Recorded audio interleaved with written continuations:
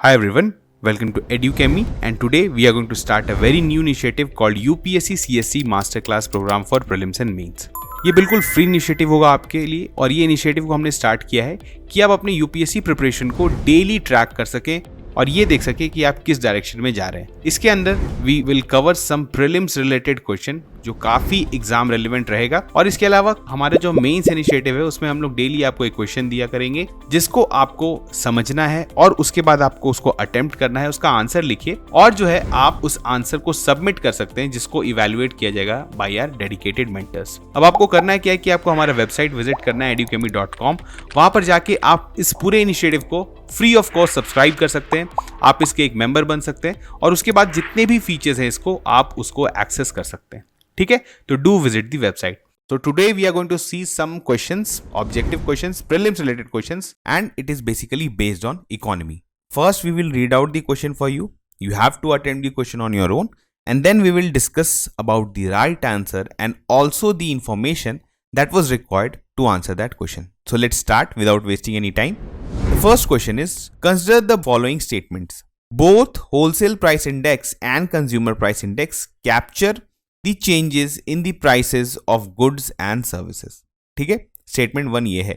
Statement 2 है, the headline WPI inflation and the CPI inflation have never converged in the last 2 years. And the third statement is, most of the states and UTs have witnessed higher rural inflation than urban inflation in 22 to 23. तो आपको बताना है कि which of the statements given above are correct. इसमें से correct कौन कौन से हैं? Only one, only two, all three और none. As you have seen in the prelims paper of 2023, UPSC has remodeled its options. मतलब आपको पहले एक स्टेटमेंट पता होता था या 2 स्टेटमेंट पता होता था, तो उसके वजह से you can use the elimination technique and you be used to get to the right answer. But in the recent times और आने वाले टाइम में भी यूपीएससी इसी तरह के ऑप्शंस आपको देने वाली है। आप ऐसा नहीं बोल सकते कि सिर्फ ऐसा ही ऑप्शन आपको देखने को मिल सकता है। हो सकता है यूपीएससी मिक्स क्वेश्चंस आपको दे जहां पर आप कुछ क्वेश्चंस को ऑप्शन एलिमिनेशन से बना सकते हैं, लेकिन कुछ क्वेश्चंस में आपको ऐसे ही ऑप्शंस देखने को मिलेंगे। लेकिन be prepared for questions like okay. Now यहां पर अगर आप देखेंगे तो बताइए कौन कौन से स्टेटमेंट इसमें से सही हैं। Only one, only two, all three और नन। जल्दी से बताइए इसका सही आंसर क्या होगा। इसका सही आंसर है only one. Now statement 1 and statement 2 are incorrect. इसके बारे में हम लोग थोड़ा सा देखेंगे, लेकिन यहां पर जो सही आंसर है दैट इज ओनली वन। अगर आपने इकोनॉमी पढ़ा है and if you have read about the inflation then you must have read about WPI, that is wholesale price index and the consumer price index. So we will categorise the difficulty of this question in L2 level. बहुत basic नहीं है, मतलब आपको basic information होना चाहिए about inflation, but still यहाँ पे क्योंकि स्टेटमेंट बेस्ड है और ऑप्शंस इतने डिफिकल्ट हैं तो इसको हम लोग L2 में कैटेगराइज करते हैं। And we have already told you in the previous 2 videos that in the future expect questions to be level of L2 and L3। ठीक है, L1 क्वेश्चंस आपको देखने को काफी कम मिलने वाले हैं फ्यूचर में यूपीएससी में, तो आप इसी तरह के क्वेश्चंस को ज्यादा प्रैक्टिस करेंगे तो आपके लिए ज्यादा अच्छा रहेगा। नाउ स्टेटमेंट 1 क्यों गलत है अगर हम लोग देखें तो यहाँ पर क्या है, देखिए WPI जो है वो आपके सर्विसेज के प्राइस चेंज को मेजर नहीं करता है, तो यहाँ पर ये स्टेटमेंट गलत हो जाता है कि WPI does not capture changes in the prices of services while CPI जो है वो कैप्चर करता है changes in both goods and services. और आपको पता है कि WPI ट्रैक करता है inflation at the producer level. ठीक है, उस लेवल तक, प्रोड्यूसर के लेवल तक क्या प्राइस चेंजेस आ रहा है उसको मेजर करता है WPI, while the CPI captures the inflation at the consumer level। Consumer किसी कमोडिटी को खरीदने के लिए कितना कॉस्ट दे रहा है, उसमें कितना चेंज आ रहा है, वो CPI मेजर करता है। ठीक है, एंड अगर हम लोग अथॉरिटी की बात करें तो WPI is released by office of economic adviser and CPI is released by central statistic office. ठीक है, तो यहां पर जो है आपको थोड़ा सा बहुत पता होना चाहिए कि क्या चीज है, क्योंकि आपको ऑर्गेनाइजेशन कौन सी ऑर्गेनाइजेशन निकालती है और आपको क्या होना इसमें जो है इसका आप बेस ईयर भी आपको पता होना चाहिए। ठीक है, या आप कमेंट सेक्शन में बताइए कि WPI में हम लोग कौन सा बेस ईयर यूज करते हैं एंड CPI में कौन सा बेस ईयर यूज करते हैं। इसके अलावा किस किस के आइटम्स में, किस कैटेगरीज में ये प्राइस चेंज को मेजर करते हैं, ये भी आपको पता होना चाहिए। ठीक है, these are pretty basic information about inflation. अगर आपको इतना पता है तो आप इस तरह के क्वेश्चंस को सॉल्व कर सकते हैं।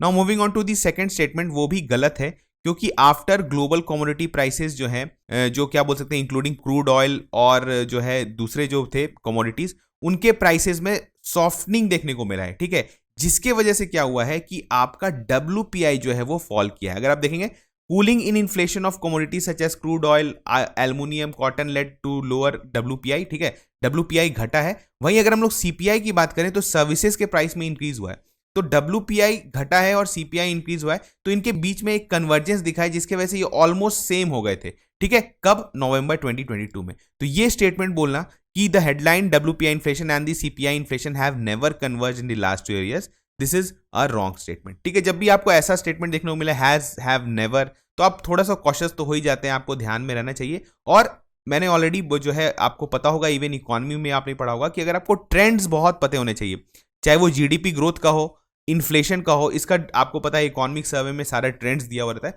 वो तो ट्रेंड आपको क्लियर होना चाहिए कि कभी ना कभी कन्वर्जेंस हुआ है। और जनरली जब ऐसे स्टेटमेंट दिए रहते हैं तो वो गलत होते हैं, ठीक है, कि हैज स्टडीली डिक्रीज, ठीक है, हैज कंटिन्यूअसली इंक्रीज, ठीक है। तो इस तरह के स्टेटमेंट में थोड़े से आप कॉशियस हो जाइए और वहां पर आप ऑप्शंस को अच्छे से देखिए, ठीक है। Now moving on to the third statement, most of the states and UTs have witnessed higher rural inflation than the urban inflation in 2022 to 23, mainly due to marginally higher food inflation in rural. Now this statement is correct actually. तो यहां पर क्यों है higher rural inflation देखने को क्यों मिला है? Due to higher food inflation in rural areas. ठीक है, तो यहां पर हमने देखा इस क्वेश्चन को, प्रिटी बेसिक क्वेश्चन हम लोग इसको रख सकते हैं और इसके एक्सप्लेनेशन को भी हमने देखा। Now moving on to the next question, ये भी आपके इकोनॉमी के बेसिक्स पे बेस्ड है, तो पहले क्वेश्चन को अच्छे से पढ़िएगा and then try to answer this question.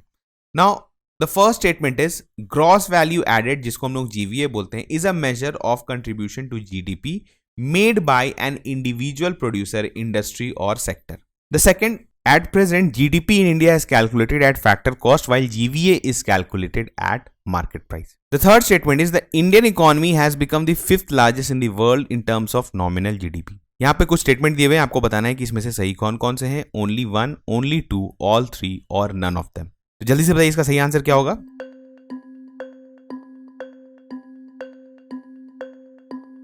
इसका सही आंसर है ओनली 2। यहां पर 2 स्टेटमेंट जो है वो सही हैं।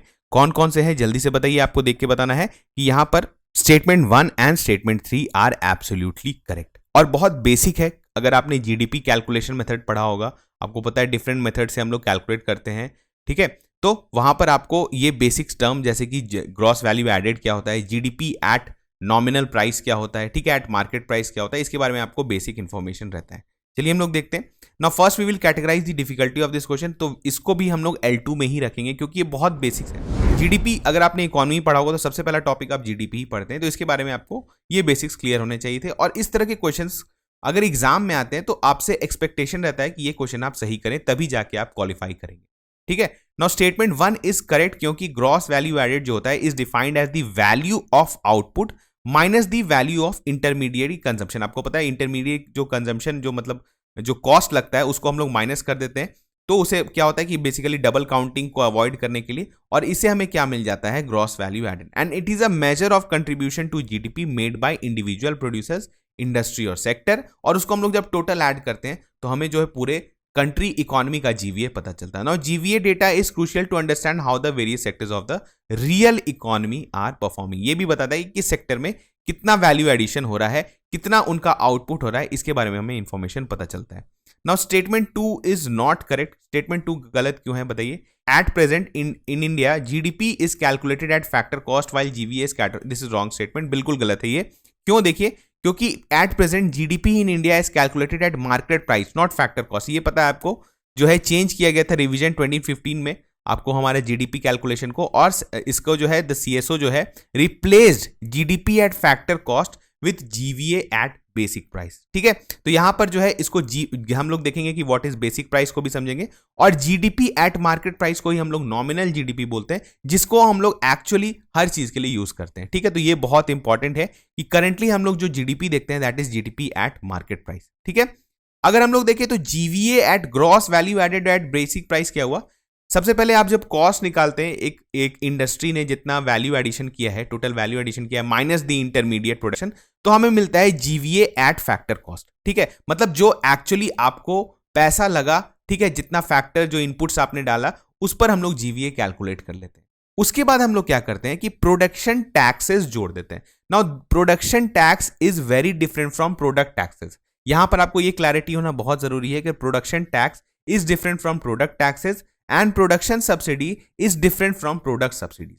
अब इसमें डिफरेंस क्या होता है, देखिए प्रोडक्शन टैक्स और प्रोडक्शन सब्सिडीज जो होते हैं वो इररेस्पेक्टिव ऑफ योर वॉल्यूम, क्या आपका प्रोडक्शन है वॉल्यूम का, वो फिक्स्ड होता है अमाउंट। जैसे आप फॉर एग्जांपल सोचिए कि इंडस्ट्री है, कुछ सामान प्रोड्यूस कर रहा है, ठीक है, कुछ इलेक्ट्रिसिटी जहां पर यूज हो रहा है, नाउ इलेक्ट्रिसिटी पर जो टैक्सेस लगा रही है गवर्नमेंट, वो जो है उसको बोलेंगे दैट इज प्रोडक्शन टैक्स, ठीक है। वो ऐसा नहीं है कि उस इंडस्ट्री में कोई एक यूनिट कोई सामान प्रोड्यूस हो रहा है तो उस पर कितना इलेक्ट्रिसिटी लगा उस पर हम टैक्स लगा रहे हैं, नहीं, हम ओवरऑल इंडस्ट्री पर एक टैक्स लगा रहे हैं तो उसको हम लोग बोल सकते हैं production taxes. But at the same time government subsidies भी देती है, इलेक्ट्रिसिटी सब्सिडीज भी देती है, ठीक है, ओवरऑल प्रोडक्शन के लिए, तो that is called production subsidies. Now आप कितना वॉल्यूम प्रोड्यूस कर रहे हैं, कौन सा यूनिट प्रोड्यूस कर रहे हैं, उससे हमें प्रोडक्शन टैक्स और प्रोडक्शन सब्सिडी में कोई भी मतलब नहीं है। तो अगर आप जीवीए एट फैक्टर कॉस्ट पे प्रोडक्शन टैक्सेस जोड़ दीजिए और प्रोडक्शन सब्सिडीज अगर हटा दीजिए तो आपको जीवीए एट बेसिक प्राइस मिल जाता है। ये बहुत ही इंपॉर्टेंट टर्म है और आपको यहां पर क्लैरिटी होना चाहिए, तभी जाके आपको ये सब चीज समझ में आएगा, ठीक है। नाउ अब हम बोलेंगे कि ये तो क्या हो गया, तो ये हमें मिल गया जीवीए एट बेसिक प्राइस, ठीक है। लेकिन अगर हम लोग को जीडीपी निकालना है एट मार्केट प्राइस, तो आपको पता है मार्केट प्राइस में जाने के लिए क्या करना पड़ता है, we have to add the product taxes, ठीक है, बेसिकली जितने इनडायरेक्ट टैक्सेस लगते हैं आपको माइनस प्रोडक्ट सब्सिडीज, जो कि आपको डायरेक्ट प्रोडक्ट पे बेस्ड आपको सब्सिडीज मिलते हैं। अब प्रोडक्ट टैक्सेस क्या हुआ, जैसे जीएसटी, ठीक है, जीएसटी एक इसका is a kind of product taxes, ठीक है, जितने भी टाइप ऑफ इनडायरेक्ट टैक्सेस लगते हैं, तो अगर आप उसको जोड़ देंगे तो आपको जीडीपी एट मार्केट प्राइस मिल जाएगा। Now this is a very important time, मतलब यहां पे कंसेप्ट है, इसको ध्यान दीजिए कि production tax is different from product tax, ठीक है। नाउ स्टेटमेंट 3 इज करेक्ट, क्यों, क्योंकि in the last 9 years the Indian economy has increase in size from being 10th to 5th largest in the world. Moreover, the economy has become a lot more formalized as reflected in the, आपको पता है जो government recent times में क्या करी है कि EPFO में कितने नए इनरोलमेंट्स हैं, इस पर बेस जो है वो जो है बहुत सारे अपने डेटा पर भी बेस की हुई है कि जितना ज्यादा ईपीएफओ में इनरोलमेंट होता है उससे पता चलता है कि इकोनॉमी उतना ग्रो कर रहा है, क्योंकि उतना जॉब्स क्रिएशन हो रहा है, उतने न्यू आप बोल सकते हैं वर्क फोर्स में एडिशन हो रहा है। तो यहां पर जो है इससे माना जा रहा है कि हमारा जो इकोनॉमी है that is 5th largest in the world, ठीक है। चलिए, तो यहां पर हमारा स्टेटमेंट 1 इज सही, 2 is wrong and 3rd is also right, ठीक है। Now moving on to the next question, consider the following statements regarding the mining sector in India. Low grade ores comprise more than 90% of India's total iron ore exports, ठीक है, low grade ores. Second statement is the export of iron ore has consistently increased in the past 5 years. And third is India is the largest producer of mica in the world.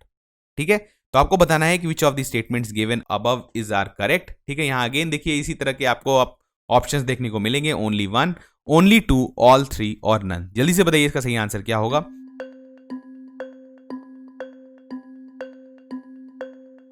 इसका सही answer है only 1। यहां पे 2 statements जो है वो गलत है, वो कौन सा, तो export of iron ore has consistently increase in the past 5 years, इसको जो है ये this is a wrong statement. And India is the largest producer of mica in the world, this is also wrong statement. चलिए हम लोग देखते हैं इसके बारे में क्या है। तो स्टेटमेंट 1 कैसे सही है, तो हमारा जो एक्सपोर्ट होता है, जो हम लोग ओर्स एक्सपोर्ट करते हैं, वो बेसिकली उसका 92% जो है that is of low grade. ये बहुत इंपॉर्टेंट है, इंडिया के टोटल आयरन ओर एक्सपोर्ट में जो 92% है that is of low grade ores.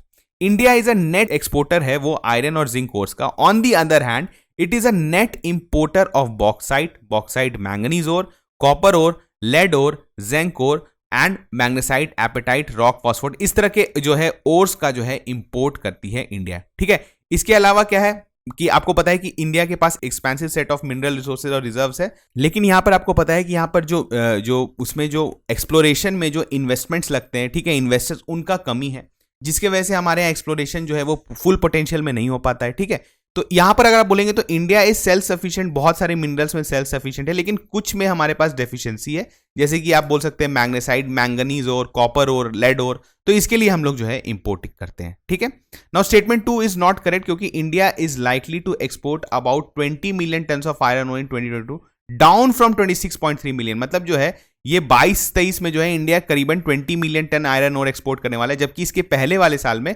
26.3 million ton जो है वो एक्सपोर्ट किया गया था। तो चाइना जो है वो still largest biggest buyer by far है। ठीक है, तो इंडिया का आयरन ओर का मैक्सिमम बायर आपका चाइना है, लेकिन इंडिया के एक्सपोर्ट्स में बात करें तो 22-23 जो है उसमें जो है देखने को कम मिला है, दैट इज 20 मिलियन टन, जो कि इससे पहले वाले फाइनेंशियल ईयर में था, जो था आपका 26.3 मिलियन लास्ट ईयर। ठीक है, चलिए आगे बढ़ते हैं। Now statement 3 is also not correct, क्योंकि largest mica producer in the world in 2022 was China. तो अगेन यहां पर देखिए, जो स्टैट्स पर बेस्ड क्वेश्चन होते हैं ना, तो इसमें आपको बहुत केयरफुल रहने का जरूरत है। ठीक है, क्योंकि किसी साल में अगर चेंज आ जाता है तो वहां पर खास करके जब भी ये क्वेश्चन पूछा जाएगा तो रीसेंट टाइम में कुछ बहुत ज्यादा चेंज आया है, तभी ये आपको देखने को मिलेगा। देखिए, India is also one of the largest producer of mica in the world, लेकिन 2022 में चाइना जो था वो लार्जेस्ट प्रोड्यूसर था माइका का। तो दिस क्वेश्चन में ये जो है आपके लिए इंपॉर्टेंट हो जाता है। और इस तरह के स्टैट पे बेस्ड क्वेश्चंस थोड़े से आप ध्यान रखिए, और ये सब डेटा आपको कहां से मिलेगा, जब आप इकोनॉमिक सर्वे अच्छे से पढ़ेंगे। ठीक है, now moving on to the next question. Consider the following markets: government bond market, call money market, treasury bill market and stock market. How many of the above are included in capital markets? Now this is one of the question that was asked in prelims 2023. तो बहुत ही relevant question है, इसी कारण लिया गया है। आप इसको बताइए इसका सही आंसर क्या होगा। ऑप्शन ए है ओनली 1, बी है ओनली 2, सी है ओनली 3 एंड डी ऑल 4। जल्दी से बताइए इसका सही आंसर क्या होगा।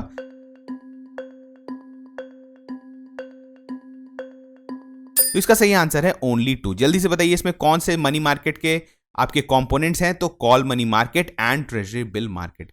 गवर्नमेंट बॉन्ड मार्केट और स्टॉक मार्केट जो है वो बेसिकली आपके कैपिटल मार्केट इंस्ट्रूमेंट्स हैं। ठीक है, अब बेसिक डेफिनेशन जो सेबी बताती है, ये डेफिनेशन डायरेक्टली सेबी से ले गया है। तो मनी मार्केट क्या है? Is a market for debt securities that pay off in short term, usually less than 1 year. वैसे डेट सिक्योरिटीज या डेट इंस्ट्रूमेंट्स जिनका वैलिडिटी जो है, जिनका मैच्योरिटी पीरियड 1 साल से कम होता है, उसको जो है हम लोग मनी मार्केट में कैटेगराइज करते हैं। यहां पर देखिए सबसे इंपॉर्टेंट चीज क्या है कि जो मनी मार्केट के इंस्ट्रूमेंट्स होते हैं दे आर इन डेट। ठीक है, जैसे बॉन्ड्स होते हैं ना कि आप किसी से लोन ले रहे हैं, उसके बदले आप इंटरेस्ट दे रहे हैं, सेम होता है, लेकिन the duration is less than 1 year. ठीक है, तो यहां पर जैसे 90 डे का ट्रेजरी बिल होता है, तो ये बहुत इंपॉर्टेंट है। मनी मार्केट क्या है? बेसिकली जो कैपिटल मार्केट से उसको डिफरेंशिएट करता है। एक तो मैक्सिमम जो इंस्ट्रूमेंट्स है that are of debt nature and the validity is less than 365 days. Maturity period जो है वो 365 डेज है। बहुत सारे मनी मार्केट इंस्ट्रूमेंट्स हैं, जैसे आपको पता है treasury bills, commercial papers, banker acceptance, certificate of deposit. तो ये जितने इंस्ट्रूमेंट्स हैं these are money market instrument. वहीं कैपिटल मार्केट की बात करें तो this is a long term market. यहां पे बहुत साल तक आप किसी भी स्टॉक में इन्वेस्ट करके रख सकते हैं और उसके बदले आपको इक्विटी मिलता है। किसी भी आप गवर्नमेंट बॉन्ड्स जो है वो बहुत साल, लंबे साल के लिए मैच्योरिटी रहता है उसका। तो इस तरह के मार्केट को हम लोग कैपिटल मार्केट बोलते हैं। नाउ कैपिटल मार्केट में आपको डेट और इक्विटी दोनों देखने को मिलेंगे, लेकिन वहीं मनी मार्केट में जो मैक्सिमम इंस्ट्रूमेंट्स हैं that are of in debt. ठीक है, तो ये इंपॉर्टेंट है, ये डिफरेंस है। तो हमने देखा कि 2 और 3 जो है that is call money market, और 3 जो है ये treasury bill market, this was a money market instrument. अब देखिए इस तरह के क्वेश्चंस भी यूपीएससी आपसे पूछ लेती है। अगर आपने फाइनेंशियल मार्केट के बारे में पढ़ा है तो आप मनी मार्केट के बारे में पढ़ते हैं, कैपिटल मार्केट के बारे में पढ़ते हैं, और आपको ये बहुत बेसिक इंफॉर्मेशन है। तो इसको हम लोग L2 में कैटेगराइज करेंगे। देखिए रिसेंट टाइम में अगर आपको एक L2 लेवल का क्वेश्चन यूपीएससी में मिलता है तो इसको आप गलत नहीं कर सकते, किसी भी हाल में नहीं कर सकते। ये बहुत ही बेसिक क्वेश्चन था, और जो भी लोग थोड़ा सा भी इकोनॉमी अच्छे से पढ़ के गए होंगे, फाइनेंशियल मार्केट के बारे में पता होगा, वो इस क्वेश्चन को जरूर मतलब सही करके आए होंगे, और 2 नंबर जो है वो इजिली फेच कर सकते हैं इस क्वेश्चन में। ठीक है, चलिए moving on to the last question. Again this is a UPSC prelims 2023 question. आपको बताना है consider the following: demographic performance, forest and ecology, governance reform, stable government, tax and fiscal efforts. For the horizontal tax devolution the 15 finance commission used how many of the above as criteria other than population area and income distance. ठीक है, तो यहां पर आपको बताना है कि population area और इनकम डिस्टेंस के अलावा हॉरिजॉन्टल डिवोल्यूशन के लिए 15 फाइनेंस कमीशन ने क्या क्या क्राइटेरियाज बताया था। तो हमने देख लिया। ठीक है, तो आपको बताना है ओनली 1, ओनली 3, ओनली 4 और ऑल 5। जो ये पांचों दिए हुए हैं, क्या ये पांचों क्राइटेरिया हैं आपके हॉरिजॉन्टल डिवोल्यूशन? तो जल्दी से बताइए इसका सही आंसर क्या है।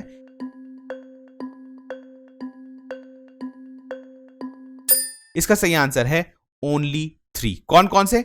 Demographic performance, forest and ecology and tax and fiscal efforts. अगर आप देखेंगे 15 फाइनेंस कमीशन जिसको हेड किया था एनके सिंह ने, तो उन्होंने रेकमेंड किया था जो है आपका 21 से 26 जो आपका जो फाइनेंशियल ईयर्स रहेगा उसमें टैक्स डिवोल्यूशन के लिए। देखिए अब टैक्स डिवोल्यूशन की बात आती है तो again this is a pretty basic concept of taxation हम लोग पढ़ते हैं। तो 2 तरह से डिवोल्यूशन होता है। एक की जो सेंटर डिवॉल्व करती है टुवर्ड स्टेट, मतलब अब जो उसके पास जितने टैक्सेस जमा होते हैं उसका कितना परसेंट डिवॉल्व करती है। तो currently that is recommended as 41%। ये पहले 42% था, लेकिन 1% जो है वो अलग से रख दिया गया है for union territories of Jammu and Kashmir and Ladakh. ठीक है, अगर इस 41% को बात करें तो ये 41% जो है यूनियन स्टेट्स को देगी, लेकिन किस स्टेट को कितना मिलेगा इसको हम लोग बोलते हैं हॉरिजॉन्टल डिवोल्यूशन। वर्टिकल डिवोल्यूशन क्या हुआ, यूनियन स्टेट को कितना दे रही है और सारे स्टेट्स में कितना बटेगा, that is called horizontal distribution.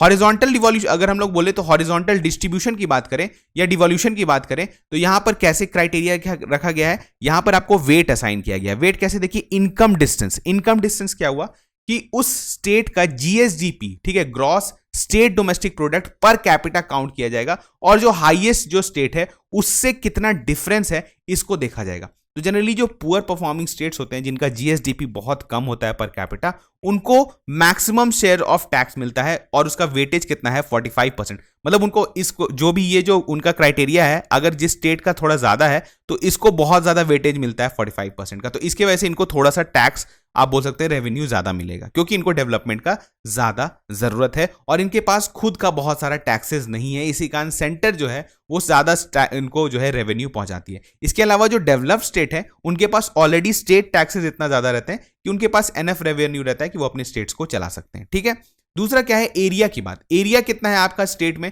ये बहुत इंपॉर्टेंट होता है। उसके बाद पॉपुलेशन है, डेमोग्राफिक परफॉर्मेंस है। नाउ डेमोग्राफिक परफॉर्मेंस क्या हुआ, आप बोल सकते हैं पॉपुलेशन कंट्रोल करने में आगे नहीं है, जैसे कि सदर्न स्टेट जैसे तमिलनाडु, कर्नाटका। तो वहां पर आपको पता है टोटल फर्टिलिटी रेट काफी कम है, तो जितना आपका टीएफआर कम होगा उतना ज्यादा आपका डेमोग्राफिक परफॉर्मेंस होगा। रेसिप्रोकल होता है, 1/TFR होता है। तो आप जितना ज्यादा पॉपुलेशन कंट्रोल करेंगे उतना ज्यादा आपका डेमोग्राफिक परफॉर्मेंस इंक्रीज होगा, उतना ज्यादा आपको जो है यहां पर टैक्स का डिवॉल्व होगा आपके पास। तो ये अगेन जो है स्टेट्स को एक तरह से इंसेंटिव दिया गया है कि अगर आप पॉपुलेशन कंट्रोल करते हैं तो आपको ज्यादा पैसा मिलेगा। इसके बाद कौन से क्राइटेरियाज हैं, forest and ecology and tax and fiscal efforts. Tax and fiscal efforts क्या हुआ कि आप अपने स्टेट में टैक्सेशन कितने अच्छे से कर रहे हैं, कितना ज्यादा टैक्स कलेक्ट कर रहे हैं, इस पर बेस जो है आपको अगेन पॉइंट्स मिलेंगे और उसकी वजह से आपको ज्यादा टैक्सेस मतलब जो डिवॉल्व होगा उसका पोर्शन मिलेगा। Now this was a very good question. इस तरह के क्वेश्चंस आपसे यूपीएससी में पूछे जाते हैं। अगेन अगर हम लोग डिफिकल्टी की बात करें तो this is a pretty basic question, L2 में ही हम लोग रखेंगे। देखिए इकोनॉमी में इस बार क्या हुआ है कि जो क्वेश्चंस हैं, कुछ क्वेश्चंस तो बहुत टफ हैं, ठीक है, मान के चलते हैं कुछ क्वेश्चंस टफ हैं जिसको आप स्किप भी कर सकते थे, लेकिन इजी पिकिंग्स भी बहुत सारे थे। ठीक है, तो ये सारे क्वेश्चंस अगर आप सही करके आते हैं तो आपके चांसेस क्वालिफाई होने का बढ़ जाता है, क्योंकि डिफिकल्ट क्वेश्चन जो है वो सबसे गलत हो सकता है। ठीक है, लेकिन ये क्वेश्चन अगर आपसे गलत होता है जो कि बहुत बेसिक है, टैक्स डिवोल्यूशन पर बेस्ड है, तो आप फिर मुश्किल में पड़ जाते हैं, आप कट ऑफ से काफी दूर जाने लगते हैं। इस तरह के क्वेश्चंस को आपको एग्जाम में हमेशा सही करना चाहिए। तो यहां पर हमने देखा कुछ क्वेश्चंस जो कि बहुत ही एग्जाम रेलिवेंट थे और आने वाले टाइम में भी हम लोग इसी तरह के वीडियोस लाते रहेंगे जो कि बिल्कुल प्रीलिम्स ओरिएंटेड होगा, उसी पर बेस्ड, उसी के पैटर्न पर बेस्ड क्वेश्चंस रहेंगे। ठीक है, क्वेश्चंस का थोड़ा सा हम लोग स्टेटमेंट का लेवल भी इंक्रीज करेंगे धीरे धीरे, लेकिन अभी आप जो है इसी लेवल पे चलते रहिए, डेली प्रैक्टिस करते रहिए। और आपको पता है हमारा मेंस इनिशिएटिव भी चल रहा है, उस पर भी आप ध्यान दीजिए, क्योंकि जो भी लोग मेंस की तैयारी कर रहे हैं तो आप डेली एक आंसर लिखने का तो ट्राई करिए ही डेफिनेटली। इसके अलावा आप टेस्ट सीरीज भी दे सकते हैं बहुत सारे। ठीक है, तो आप धीरे धीरे करते रहेंगे तो आपका आंसर राइटिंग भी इंप्रूव होगा और प्रीलिम्स में भी आपका एक्यूरेसी इंप्रूव होगा। चलिए मिलते हैं नेक्स्ट वीडियो में, तब तक थैंक यू।